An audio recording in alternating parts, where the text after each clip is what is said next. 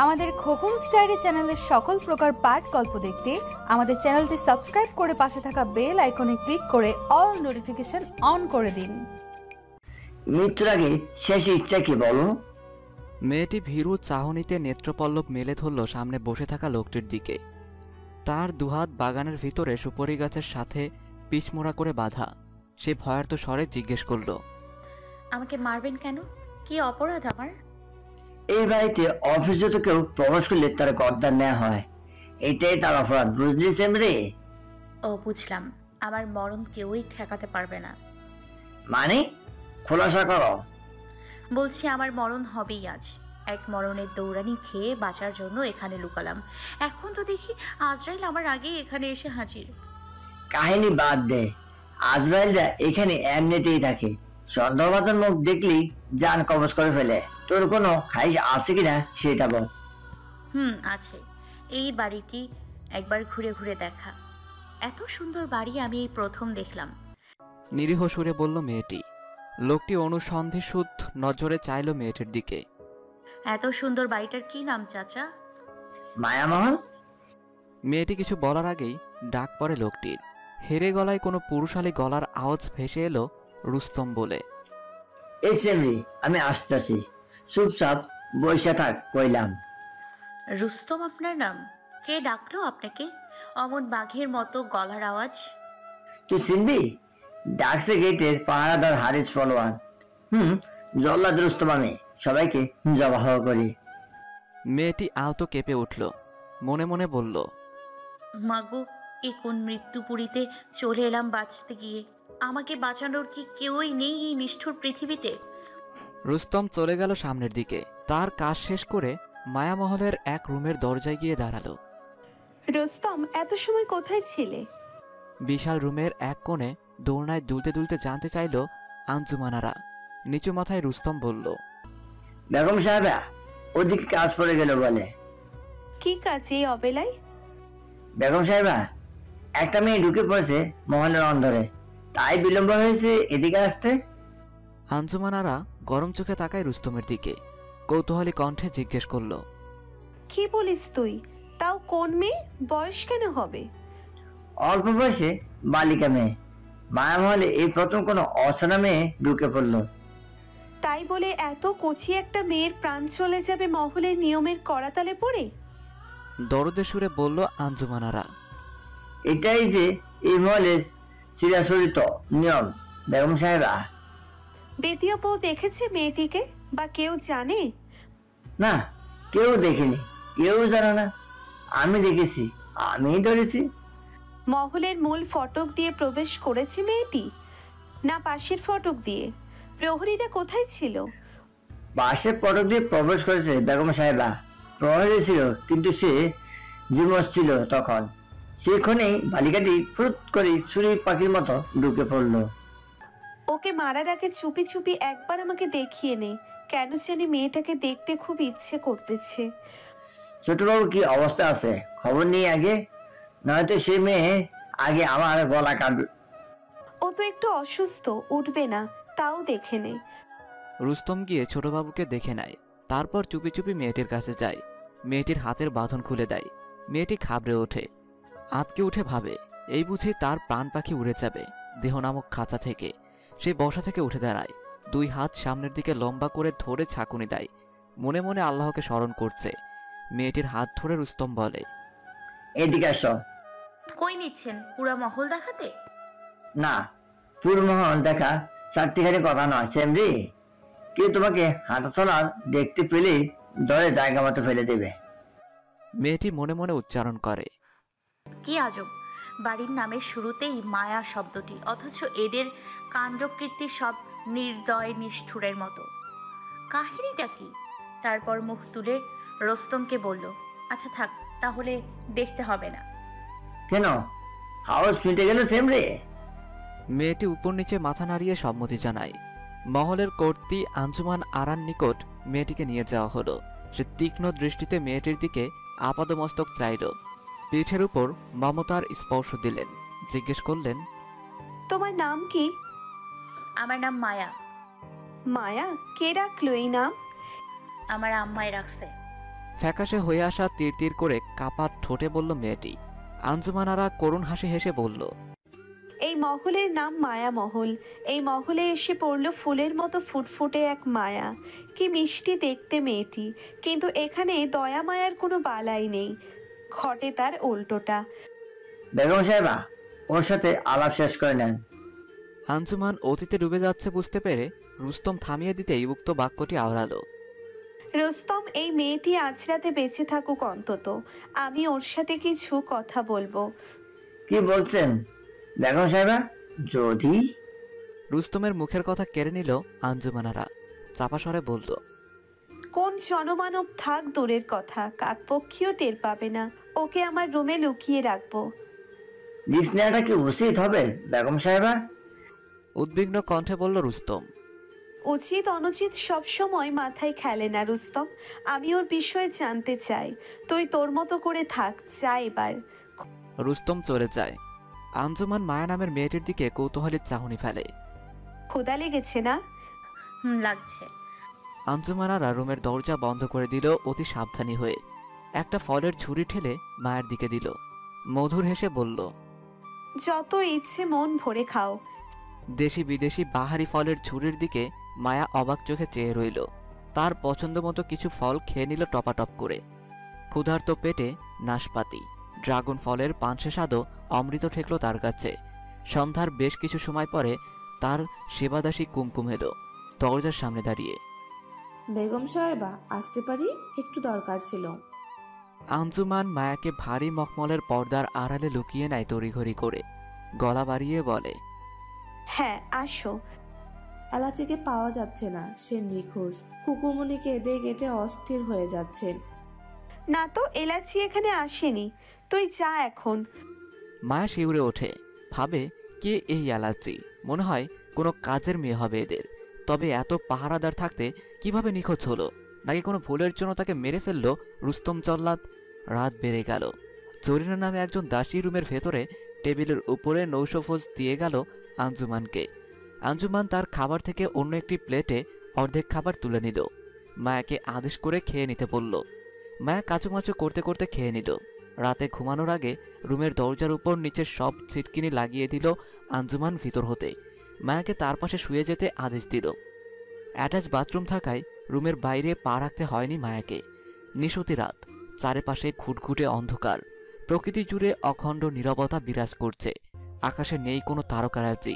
শীতের কনকনে হিমেল হাওয়া বইছে। কানাকুয়োর ডাক ভেসে আসছে বাড়ির পিছনের ঝোপঝাড় হতে। গা ছমছমে ভুতুরে পরিবেশ। মায়া নামের মেয়েটি হাঁটু ভাঁজ করে শুয়ে আছে পালঙ্কের কিনারায়। তার চোখের পাতা বুজে আসছে নিবু নিবু প্রদীপের ন্যায়।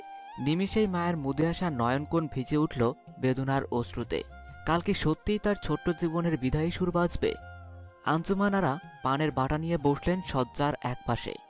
শাহী পান মশলা দিয়ে আস্ত একটা পান মুখে পুরে দিলেন। চিবোতে চিবোতে জিজ্ঞেস করলেন, তুমি কিভাবে আমাদের মহলে ঢুকে পড়েছো তা জানার দরকার নেই আমার। তবে কি কারণে এসেছো তা জানতে চাই। শুনলেই তো কালই তোমার জীবনের অন্তিম দিন। পাশ থেকে কোনো কথা শুনতে পেলেন না আঞ্জুমান। ঘাড় ঘুরিয়ে দেখে মায়া ঘুমিয়ে গিয়েছে। আহ বলে আক্ষেপের ঝড় তুললেন। আপন মনে বললেন, গতকাল সূর্য ওঠার আগেই মেয়েটির প্রাণনাশ হবে। কোথা হতে এলো? কি হলো তার জীবনে? কিছুই যে জানা হলো না। অজস্র প্রশ্ন আঞ্জুমানের মনে ঘুরপাক খাচ্ছে মায়াকে নিয়ে। উষা লগ্নেই ঘুম ভেঙে যায় মায়ার। দেখতে পেল জায়নামাজে বসা আঞ্জুমান, তার দুহাত প্রার্থনারত ও দু চোখ অশ্রুসিক্ত। মায়া মনে মনে বলল, আমার আম্মারেও দেখতাম খালি নামাজের পাটিতে বসে কাঁদতো। উনিও দেখি কাঁদতেছে। সব আম্মারাই কি নামাজ শেষে মোনাজাতে বসে কাঁদে? কিসের এত লুকোনো দুঃখ আম্মাদের? কিসের? মায়া অসমে গিয়ে শুধু পেস্ট দিয়ে দাঁত ব্রাশ করে মুখ ধুয়ে নিল। আয়নায় নিজেকে দেখল। রুমে এসে দাঁড়িয়ে রইল অবুঝের মতো। ততক্ষণে আঞ্জুমান উঠে গিয়েছে। মায়া বোকা চোখে রুমের চারপাশে দেখতে লাগলো। এত নান্দনিকতার ছোঁয়া, এত দামি দামি আসবাবপত্র থাকতে পারে কেবলমাত্র কোনো নারী থাকার রুমে? এ যেন মায়ের জন্য অকল্পনীয়, অবিশ্বাস্য। কোনো স্বপ্নপুরীতে চলে এলো নাকি সে? আঞ্জুমান মায়ের দিকে অঙ্গুলি নির্দেশ করে। ওই যে টাওয়েল দিয়ে মুখ মুছে নাও, বেতের চেয়ারটাই বসো। মায়া মুখ মুছে চেয়ারটিতে বসল। তার আম্মার কথা খুব মনে পড়ছে। পালাতে চায় সে এখান থেকে, কিন্তু এত বিশাল বাড়ির কোন পাশে কোন পথ সে কিছুই জানে না। গেটে পাহারাদার সার্বক্ষণিক জেগে থাকে মনে হয়। মায়ের ভাবনা সুতো ছিঁড়ে যায় আঞ্জুমানের কোমল স্বরের ডাকে। কি চিন্তা করছো মেয়ে? তোমাকে মেরে ফেলবে এটা? মায়া মাথা নেড়ে হ্যাঁ বলে, পরক্ষণেই অনুনয় করে বলে, আমি তো কোনো অপরাধ করিনি, ভুল করে আপনাদের বাড়িতে এসে পড়েছি। আমাকে চলে যেতে সাহায্য করুন, আমি আমার আম্মার কাছে চলে যাব। এটা আমি রাতেই ভেবে রেখেছি। তোমাকে বাঁচাবো আমি, তোমাকে পালিয়ে যাওয়ার ব্যবস্থা করব আমি, তবে তোমার বিষয়ে সব জানার পর, নয়তো মানসিক অশান্তি পোহাতে হবে আমাকে। আচ্ছা, তোমার জন্যে তোমার পরিবার চিন্তা করছে না? করছে। আমার আম্মা আম্মা ছাড়া আমাকে নিয়ে চিন্তা করার আর কেউই নেই। রুস্তম মায়াকে নিয়ে যেতে আসে আঞ্জুমানের খাস কামরায়। বাধা দিয়ে আঞ্জুমান তাকে বলে, শোনো বোন দিয়ে, কেবল মহলে প্রবেশ করার জন্যে এমন একটি নিষ্পাপ মেয়ের প্রাণ যেতে পারে না। ওকে 2 দিন পর গোপনে মহলের বাইরে নিয়ে দিও। তার আগে তোমার কাউকেই কিছু বলতে হবে না, আমিই সব দিক ম্যানেজ করব। রুস্তম আশ্চর্য হয়ে যায় শুনে, হতবম্ব চাহনিতে বলে, কি বলছেন বেগম সাহেবা? ছোটবাবু কোনোভাবে জানতে পারলে আমার গলা কাটা পড়বে যে। বললাম তো, আমি সেই ব্যবস্থা করব, তোমার চিন্তা করতে হবে না। বেগম সাহেবা, এমনও তো হতে পারে এই মেয়েটা গুপ্তচর। হয়তো, সেটাও আমি দেখছি, তুমি যাও। নাস্তার সময় হলে কুমকুম নাস্তা পরিবেশন করে দিয়ে যায় আঞ্জুমানারাকে। হ্যাংলা গরনের মায়াকে তার আগেই দরজার পিছনে লুকিয়ে রাখে আঞ্জুমান। কুমকুম আর 1 প্লেট নাস্তা সাজিয়ে নিয়ে এসো। কুমকুম হুকুম পালন করে যায়। কেন লাগবে তা না জিজ্ঞেস করেই আঞ্জুমানের সাথে দামি মার্বেল পাথরের গোল টেবিলে নাস্তা খেয়ে ওঠে মায়া। তার মনে হলো এলাচের কথা, নিজেকে দমাতে না পেরে জিজ্ঞেস করে ফেলল, আচ্ছা, এলাচিকে পাওয়া যায়নি? তিনি কে হয় আপনাদের? আঞ্জুমানারা আলতো হেসে বলে, না পেলে খবর পেতাম। ফার্সিয়ান এলাচিটা এমন প্রায়ই নিখোঁজ হয়, আবার পাওয়া যায়। বুঝলাম না। এলাচি আমাদের বেলায়ের নাম, বুঝলে? ও আচ্ছা, আপনারা সবাই একসাথে ডাইনিং টেবিলে বসে খান না কেন? বাড়িতে আর কে কে আছে? আঞ্জুমান চোখ বড় করে মায়ের দিকে চায়, দৃষ্টিতে কাঠিন্যতার সমারোহ, খানিক বিরক্তিও। মায়া ভয়ের সাথে ইতস্তত বোধ করে। মনে হলো সে মস্ত বড় ভুল করে ফেলেছে কথাটি বলেই। তুমি তো দেখি সাহসী ও দুরন্ত, বেশ কৌতূহলীও বটে। এত কৌতূহল ভালো না, রোস্তমের আন্দাজ বিফলে যাবে না মনে হয়। তুমি কি গুপ্তচর, মহলের গুপ্তধনের? অবশ্যই এটা তুমি এখন স্বীকার যাবে না, এটাই স্বাভাবিক। মায়া বেচার মুখে গোল গোল চোখে চাইল আঞ্জুমানের মুখ পানে। তার চাহনি আধ ভোলা, নিখাদ, মায়াবী, স্নিগ্ধ, ভোরের সতেজ হওয়ার মতো। ক্ষমা করে দিবেন আমাকে, আর এমন কৌতূহল দেখাবো না বেগম সাহেবা। মায়ের মান্যতা ও অনুগত ভাব দেখে সন্তুষ্ট হল আঞ্জুমান। আচ্ছা ঠিক আছে, চুপচাপ থাকবে বাঁচতে চাইলেও, বেরিয়ে যেতে চাইলে। মায়া বোবা মুখে ঘাড় হেলিয়ে সম্মতি জানায়। সেদিন মহলের বাইরে উটকো ঝামেলা ঘটায় মায়ের কাহিনী জানতে পারেনি আঞ্জুমান। তারপর সে নিজেই অসুস্থ হয়ে পড়ে। এভাবে পার হয় আরও 2 দিন। মায়ের দুশ্চিন্তা ঘনীভূত হয়, কারণ তার জীবনের গল্প না বলে এখান থেকে মুক্ত হতে পারবে না সে কিছুতেই। ছোটবাবু, ধোয়া ওটা গরম গরম চিকেন স্যুপটি খেয়ে নিন, ভালো লাগবে। মৃদু জ্বর নিয়ে শয্যায় শায়িত ছোটবাবু উঠে বসল বালিশে হেলান দিয়ে। হাত বাড়িয়ে সুপের বাটিটি নিল। সুপের বাটি খালি করেই আবেশে 2 চোখ বুজে ফেলল সে। শীতের ভেজা সন্ধ্যায় এর চেয়ে আর উত্তম কোনো খাবার হতেই পারে না। শরীর মন চাঙ্গা হয়ে গেল তার। খালি বাটি নিয়ে রুম থেকে প্রস্থান নিচ্ছিল। মহলের পুরনো ভিত্ত পরশ চাকলাদার ডাক পড়ল পিছন হতে, চাচা, আজকের স্যুপ অন্যদিনের স্যুপের চেয়ে বেশি সুস্বাদু হয়েছে। হেজেলে নতুন চাকরা নিয়ে এসেছে নাকি? কই না তো ছোটবাবু, শুনলাম না তো। ও, তাহলে যে এই স্যুপটি বানিয়েছে তাকে দিয়েই কাল সকালে আবারও এই চিকেন স্যুপটি বানিয়ে নেবেন আমার জন্য। ঠিক আছে ছোটবাবু, মনে থাকবে। তারপরের দিন সকালে একই রকম স্যুপ খেয়ে অফুরন্ত ভালো লাগায় ভরে যায় ছোটবাবুর মন। মনে মনে নতুন চাকরানিকে দেখার অভিলাষ পোষণ করে। সেই ব্যস্ত দুপুরে ছোট সাহেব খাস কামরায় যায় কোনো এক কারণে। চাপানো দরজা ঠেলেই সে দেখতে পায় পালঙ্কের চিপায় ঘাপটি মেরে বসে আছে একটি অচেনা মেয়ে। সে কয়েক পা এগিয়ে যায়। মুরগি ধরার মতো খপ করে ধরতে গিয়েও ধরল না মেয়েটিকে। হুঙ্কার দিয়ে ওঠে। সবাই এসে জড়ো হয়। পরশকে আদেশ দেয় রুস্তমকে খবর দিতে। রুস্তম এলে ক্রোধান্বিত হয়ে রক্তচক্ষু নিয়ে বলে, তোর ব্যবস্থা পরে করছি। মহলে গুপ্তচর কিভাবে আমার শয়ন কক্ষ পর্যন্ত ঢুকে পড়লো? এই মেয়েটিকে নিয়ে আটকে রাখো, একে টুকরো করবো আজ আমি নিজ হাতে। রুস্তম ভয়ে তটস্থ। মায়া ভীত সন্ত্রস্ত চোখে চেয়ে রইল রুস্তমের দিকে। মায়াকে টেনে হিসড়ে মহলের বাইরে নিয়ে গেল রুস্তম। দাসীরা ভূত দেখার মতো চমকে ওঠার ভান করল ছোটবাবুর সামনে। সন্ধ্যায় ছোটবাবু আজ সে একই স্যুপ খেতে চাইল।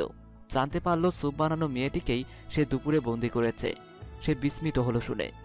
স্যুপ তৈরি করে কোনো এক চাকরানি। তবে চাকরানি কেন আম্মার রুমে লুকিয়ে রবে? পরক্ষণেই লম্বা লম্বা পা ফেলে চলে গেল মহলের অদূরে বাগানের ভিতরে অবস্থিত নির্জন সেই কক্ষে। শব্দহীনভাবে বাইরে থেকে তালা খুলে ভিতরে ঢুকল। দেখল মায়া ঘুমিয়ে আছে, তার বুকে ওড়না নেই। ওড়না বিছিয়ে তার উপরেই সে ঘুমিয়ে আছে। সে মৃদু পায়ে মায়ার খুব নিকটে গিয়ে একটি মোড়ায় বসল। ঘুমন্ত মায়ার মুখচ্ছবিতে সে অবিকল চেয়ে আছে। ভাবছে, কে এই গুপ্তচর, কি তার পরিচয়, এত লোভনীয় চমৎকার রান্নার হাত তার। কিন্তু তাকে মেরে ফেললে আমার প্রিয় চিকেন স্যুপ খাবো কিভাবে? না না, এটা হতে পারে না। সামান্য রসনা তৃপ্তির জন্য মহলের নিয়ম ভঙ্গ করাও অন্যায় হবে। রুমের বাইরে মহলের পালিত কুকুরের ঘেউ ঘেউ আওয়াজে মায়ের ঘুম ভেঙে যায়। চোখ মেলেই দেখতে পেল মহলের ছোটবাবু নামে পরিচিত সাদমান শাহেরকে, যার নির্দেশে সে এখানে বন্দী।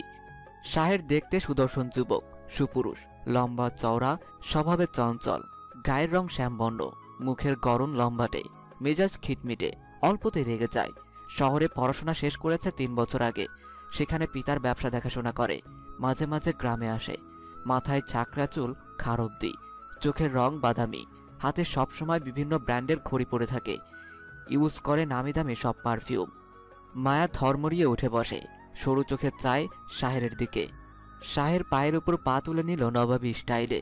গম্ভীর স্বরে জিজ্ঞেস করল, তোমার নাম কি? জি মায়া। দুর্বল কণ্ঠে জবাব দেয় মায়া। তুমি কি আমাদের এখানে এসে কোনো স্যুপ রান্না করেছো? হুম। কে বলেছে তৈরি করতে? স্যুপ তৈরির কথা আপনার আম্মাকে বলছিল। আপনাদের কাজের মেয়ে শুনে বললাম আমি ভালো স্যুপ বানাতে পারি। তখন আপনার আম্মা বলল, তাহলে তুমি বানাও তো, দেখি আমার ছেলেটার রুচিটা ফিরে আসে কিনা ভোজনে। স্যুপ তৈরি কিভাবে শিখেছো? আমি শহরে এক আত্মীয়ের বাসায় থাকতাম, তখন ইউটিউব দেখে শিখে নিয়েছি। তোমাকে মেরে ফেলা হবে জানো তো? হুম। বাঁচতে চাও? না। কেন? যা চেয়েও পাওয়া যাবে না, তা চাওয়াটাই বোকামি ও অনর্থক। মায়ের বুদ্ধিদীপ্ত চতুর জবাব। শুদ্ধ বাংলায় কথা বলা, শব্দচয়ন, উচ্চারণ শুনে শাহের অবাক হয়। ভাবে, এই মেয়ে কিভাবে কাজের লোক হয়? অদ্ভুত তো। তবুও নিজ সিদ্ধান্তে সে অটল থাকে, কারণ তার বিশ্বাস মাকে কেউ কৌশলে পাঠিয়েছে এই বাড়িতে। সে সত্য মিথ্যা যাচাই করার প্রয়োজন মনে করে না। নির্জন রুমে মায়াকে একা রেখে শাহের বেরিয়ে যায়। রুস্তমকে আদেশ দেয় রাতের আধারেই যেন মায়াকে মেরে পুঁতে ফেলা হয়। রাতে বাইরে থেকে মহলে ফিরে আসে আঞ্জুমান। মায়াকে রুমে না দেখে তার বুক কেঁপে উঠল। সে জিজ্ঞেস করার আগেই সব শুনে যায় মায়ার সম্পর্কে। ব্যস্ত পায়ে পুত্রের রুমে যায়। শাহের ধারণা করেছিল তার মা উদ্বেগ প্রকাশ করতে এসেছে তাদের মহল নিয়ে। সে মাকে দেখে গলা বাড়িয়ে বলল, আম্মা বসেন, উৎকণ্ঠায় থাকতে হবে না আর। জানি এতক্ষণে সব শুনে গিয়েছেন। দেখলেন তো, আপনার অনুপস্থিতিতে মাত্র কয়েক ঘন্টার ব্যবধানে আপনার রুম থেকে উদ্ধার হলো চোর। আজ রাতেই মেয়েটির জীবন আসান হবে। মূল গেটের কর্তব্যরত গার্ডকে এই মাসেই বিদায় করে দেব। জলজান্ত একটা মেয়ে গার্ডের চোখ ফাঁকি দিয়ে বাড়ির ভেতরে কিভাবে এসে পড়ল? মেয়েটির প্রাণ নেওয়ার পূর্বে তার মুখ থেকে আমি কিছু শুনতে চাই। ওকে আমার শয়নকক্ষে পাঠিয়ে দে। শাহের আশ্চর্য হলো, অবাক কণ্ঠে বলল, আম্মা, কই এর আগে তো কারো সম্পর্কে শুনতে আগ্রহ প্রকাশ করেননি, আজ হঠাৎ? এর আগে কি এই বাড়িতে এমন করে কোনো মেয়ে প্রবেশ করেছে? কোনো মেয়ের মাথা কাটা পড়েছে? না আম্মা, সব ছিল ছেলে মানুষ। এই জন্যেই আমি জানতে চাই মেয়েটিকে। রুস্তমকে খবর দে দ্রুত। গমগমের স্বরে আদেশ দিয়ে পুত্রের রুম থেকে প্রস্থান নেয় আঞ্জুমানারা। শাহের উঠে যায় মায়ের আদেশ মান্য করে। চোয়াল শক্ত করে মায়াকে সঙ্গে করে নিয়ে আসে মায়ের রুমে। চেয়ারে আরাম করে বসে পড়ে হেলান দিয়ে। আঞ্জুমানারার নির্দেশে মায়া রাতের খাবার খেয়ে নেয়। সে পুত্রকে বলে, তুই বসে আছিস কেন? আপনি যা শুনবেন আমিও তা শুনতে চাই। আচ্ছা বস তাহলে। মায়া, তোমার কোনো আপত্তি আছে আমার পুত্রের সামনে কথা বলতে? না, বেগম সাহেবা নেই। তাহলে সত্যি সত্যি করে সব বলো। কে তুমি? কি পরিচয়? কেন কিভাবে আমাদের বাড়িতে ঢুকে পড়লে? তোমার বলাই কোনো ফাঁক ফোকর প্রমাণ হলে মরবে তো নিশ্চিত, কিন্তু যন্ত্রণা পেতে পেতে মরবে, মনে রেখো। শুনে মায়ের মাঝে বিশেষ হেলদোল দেখা গেল না। সে ভাবলেশীনভাবে রুমের দেয়ালের দিকে চেয়ে রইল। পরক্ষণেই মলিন মুখে মায়া বলতে লাগলো,